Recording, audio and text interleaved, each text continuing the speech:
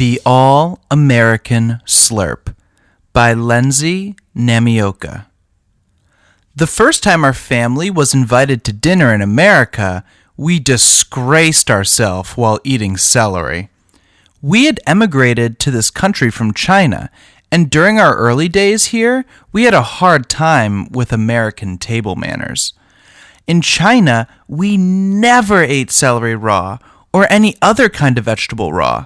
We always had to disinfect the vegetables in boiling water first. When we were presented with our first relish tray, the raw celery caught us unprepared. We had been invited to dinner by our neighbors, the Gleasons. After arriving at the house, we shook hands with our hosts and packed ourselves into a sofa. As our family of four sat stiffly in a row, my younger brother and I stole glances at our parents for a clue as to what to do next. Mrs. Gleason offered the relish tray to Mother. The tray looked pretty, with its tiny red radishes, curly sticks of carrots, and long, slender stalks of pale green celery. "Do try some of the celery, Mrs. Lynn," she said. "It's from a local farmer, and it's sweet." Mother picked up one of the green stalks, and Father followed suit. Then I picked up a stalk, and my brother did too. So there we sat, each with a stalk of celery in our right hand. Mrs. Gleason kept smiling. "Would you like to try some of the dip, Mrs. Lynn? It's my own recipe, sour cream and onion flakes with a dash of Tabasco sauce." Most Chinese don't care for dairy products, and in those days, I wasn't even ready to drink fresh milk. Sour cream sounded perfectly revolting. Our family shook our heads in unison. Mrs. Gleason went off with the relish tray to the other guests, and we carefully watched to see what they did. Everyone seemed to eat the raw vegetables quite happily. Mother took a bite of her celery. Crunch. "It's not bad," she whispered. Father took a bite of his celery. Crunch. "Yes, it is good," he said, looking surprised. I took a bite, and then my brother. Crunch, crunch. It was more than good. It was delicious. Raw celery had a slight sparkle, a zingy taste that you don't get in cooked celery. When Mrs. Gleason came around with the relish tray, we each took another stalk of celery, except my brother. He took two. There was only one problem. Long strings ran through the length of the stalk, and they got caught in my teeth. When I helped my mother in the kitchen, I always pulled the strings out before slicing celery. I pulled the strings out of my stalk. Zip, zip. My brother followed suit. Zip, zip. To my left, my parents were taking care of their own stalks. Zip, zip, zip. Suddenly, I realized that there was dead silence, except for our zipping. Looking up, I saw that the eyes of everyone in the room were on our family. Mr. and Mrs. Gleason, their daughter Meg, who was my friend, and their neighbors, the Battles. They were all staring at us as we busily pulled the strings off of our celery. That wasn't the end of it. Mrs. Gleason announced that dinner was served and invited us to the dining table. It was lavishly covered with platters of food, but we couldn't see any chairs around the table. So we helpfully carried over some dining chairs and sat down. All the other guests just stood there. Mrs. Gleason bent down and whispered to us, "This is a buffet dinner. You help yourselves to some food and eat it in the living room." Our family beat a retreat back to the sofa as if chased by enemy soldiers. For the rest of the evening, too mortified to go back to the dining table, I nursed a bit of potato salad on my plate. Next day, Meg and I got on the school bus together. I wasn't sure how she would feel about me after the spectacle our family made at the party. But she was just the same as usual, and the only reference she made to the party was, "Hope you and your folks got enough to eat last night. You certainly didn't take very much. Mom never tries to figure out how much food to prepare. She just puts everything on the table and hopes for the best." I began to relax. The Gleasons' dinner party wasn't so different from a Chinese meal after all. My mother also puts everything on the table and hopes for the best. Meg was the first friend I had made after we came to America. I eventually got acquainted with a few other kids in school, but Meg was still the only real friend I had. My brother didn't have any problems making friends. He spent all his time with some boys who were teaching him baseball, and in no time he could speak English much faster than I could. Not better, but faster. I worried more about making mistakes, and I spoke carefully, making sure I could say everything right before opening my mouth. At least I had a better accent than my parents, who never really got rid of their Chinese accent, even years later. My parents had both studied English in school before coming to America, but what they had studied was mostly written English, not spoken. Father's approach to English was a scientific one. Since Chinese verbs have no tense, he was fascinated by the way English verbs changed form according to whether they were in the present, past imperfect, perfect, pluperfect, future, or future perfect tense. He was always making diagrams of verbs and their inflections, and he looked for opportunities to show off his mastery of the pluperfect and future perfect tenses, his two favorites. "I shall have finished my project by Monday," he would say smugly. Mother's approach was to memorize lists of polite phrases that would cover all possible social situations. She was constantly muttering things like, "I'm fine, thank you, and you?" Once, she accidentally stepped on someone's foot and hurriedly blurted, "Oh, that's quite all right." Embarrassed by her slip, she resolved to do better next time. So when someone stepped on her foot, she cried, "You're welcome." In our own different ways, we made progress in learning English, but I had another worry, and that was my appearance. My brother didn't have to worry since Mother bought him blue jeans for school, and he dressed like all the other boys. But she insisted that girls had to wear skirts. By the time she saw that Meg and the other girls were wearing jeans, it was too late. My school clothes were bought already, and we didn't have money left to buy new outfits for me. We had too many other things to buy first, like furniture, pots, and pans. The first time I visited Meg's house, she took me upstairs to her room, and I wound up trying on her clothes. We were pretty much the same size, since Meg was shorter and thinner than average.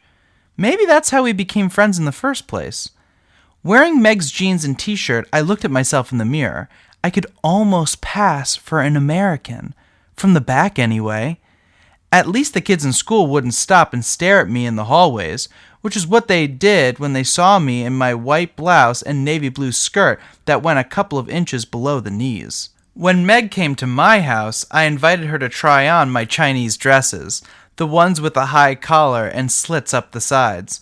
Meg's eyes were bright as she looked at herself in the mirror. She struck several sultry poses, and we nearly fell over laughing. The dinner party at the Gleasons didn't stop my growing friendship with Meg. Things were getting better for me in other ways, too. Mother finally bought me some jeans at the end of the month, when Father got his paycheck. She wasn't in any hurry about buying them at first, until I worked on her. This is what I did. Since we didn't have a car in those days, I often ran down to the neighborhood store to pick up things for her. The groceries cost less at a big supermarket, but the closest one was many blocks away. One day, when she ran out of flour, I offered to borrow a bike from our neighbor's son and buy a 10-pound bag of flour at the big supermarket. I mounted the boy's bike and waved to my mother. "I'll be back in 5 minutes." Before I started pedaling, I heard her voice from behind me. "You can't go out in public like that. People can see all the way up your thighs." "I'm sorry," I said innocently. "I thought you were in a hurry to get the flour." For dinner, we were going to have pot stickers, fried Chinese dumplings, and we needed a lot of flour. "Couldn't you borrow a girl's bicycle?" complained Mother. "That way, your skirt won't be pushed up." "There aren't too many of those around," I said. "Almost all the girls wear jeans while riding a bike, so they don't see any point in buying a girl's bike." We didn't eat pot stickers that evening, and Mother was thoughtful. Next day, we took the bus downtown, and she bought me a pair of jeans. In the same week, my brother made the baseball team of his junior high school, father started taking driving lessons, and mother discovered rummage sales. We soon got all the furniture we needed, plus a dartboard and a 1,000-piece jigsaw puzzle. 14 hours later, we discovered it was a 999-piece jigsaw puzzle. There was hope that the Lins might become a normal American family after all. But then came our dinner at the Lakeview restaurant. The Lakeview was an expensive restaurant, one of those places where a head waiter dressed in tails conducted you to your seat, and the only light came from candles and flaming desserts. In one corner of the room, a lady harpist played tinkling melodies. Father wanted to celebrate because he had just been promoted. He worked for an electronics company, and after his English started improving, his superiors decided to appoint him to a position more suited to his training. The promotion not only brought a higher salary, but was also a tremendous boost to his pride. Up to then, we had eaten only in Chinese restaurants. Although my brother and I were becoming fond of hamburgers, my parents didn't care much for Western food, other than chow mein. But this was a special occasion, and Father asked his coworkers to recommend a really elegant restaurant. So there we were, at the Lakeview, stumbling after the headwaiter in the murky dining room. At our table, we were handed our menus, and they were so big that to read mine, I almost had to stand up again. But why bother? It was mostly in French anyway. Father, being an engineer, was always systematic. He took out a pocket French dictionary. They told me that most of the items would be in French, so I came prepared. He even had a pocket flashlight the size of a marking pen. While Mother held the flashlight over the menu, I looked up the items that were in French. Pâté and cru, he muttered. Let's see. Pâté is paste. Cru is crust. A paste and crust? The waiter stood looking patient. I squirmed and died at least 50 times. At long last, Father gave up. Why don't we just order 4 complete dinners at random? He suggested. Isn't that risky? Asked Mother. The French eat some rather peculiar things, I've heard. A Chinese can eat anything a Frenchman can eat, Father declared. The soup arrived in a plate. How do you get soup up from a plate? I glanced at the other diners, but the ones at the nearby tables were not on their soup course, while the more distant ones were invisible in the darkness. Fortunately, my parents had studied books on Western etiquette before they came to America. Tilt your plate, whispered my mother. It's easier to spoon the soup up that way. She was right. Tilting the plate did the trick. But the etiquette book didn't say anything about what you did after the soup reached your lips. As any respectable Chinese knows, the correct way to eat your soup is to slurp. This helps to cool the liquid and prevent you from burning your lips. It also shows your appreciation. We showed our appreciation. Went my father. Went my mother. Went my brother, who was the hungriest. The lady harpist stopped playing to take a rest, and in the silence, our family's consumption of soup suddenly seemed unnaturally loud. You know how it sounds on a rocky beach when the tides go out and the water drains from all those little pools? They go... That was the Lin family eating soup. At the next table, a waiter was pouring wine when a large reached him. He froze. The bottle continued to pour, and red wine flooded the tabletop and into the lap of a customer. Even the customer didn't notice anything at first, being also hypnotized by the... It was too much. I need to go to the toilet, I mumbled, jumping to my feet. A waiter, sensing my urgency, quickly directed me to the ladies' room. I splashed cold water on my burning face, and as I dried myself with a paper towel, I stared into the mirror. In this perfumed ladies' room, with its pink and silver wallpaper and marble sinks, I looked completely out of place. What was I doing here? What was our family doing in the Lakeview restaurant? In America? The door to the ladies' room opened. A woman came in and glanced curiously at me. I retreated into one of the toilet cubicles and latched the door. Time passed, maybe half an hour, maybe an hour. Then I heard the door open again and my mother's voice. "Are you in there? You're not sick, are you?" There was real concern in her voice. A girl can't leave her family just because they slurp their soup. Besides, the toilet cubicle had a few drawbacks as a permanent residence. "I'm all right," I said, undoing the latch. Mother didn't tell me how the rest of dinner went, and I didn't want to know.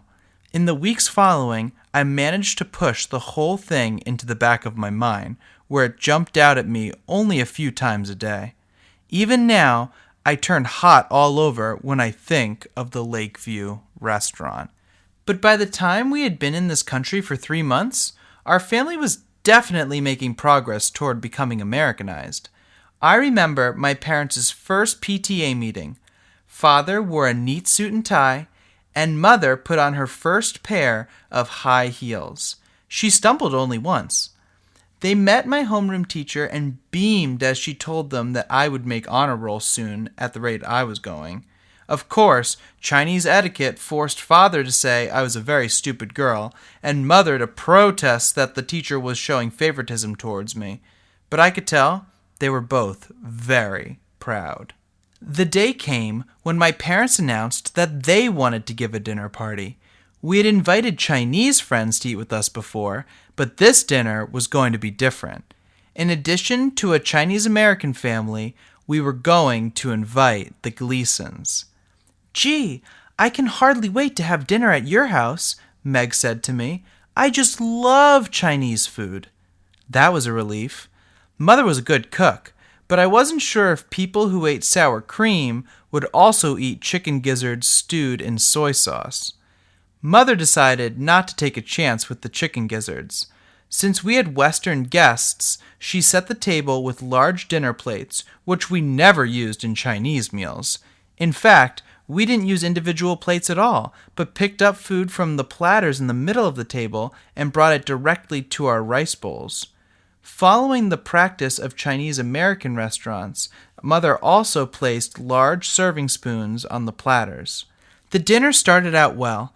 Mrs. Gleason exclaimed at the beautifully arranged dishes of food, the colorful candied fruits in the sweet sour pork dish, the noodle-thin shreds of chicken meat stir-fried with tiny peas, and the glistening pink prawns in a ginger sauce. At first, I was too busy enjoying my food to notice how the guests were doing, but soon I remembered my duties.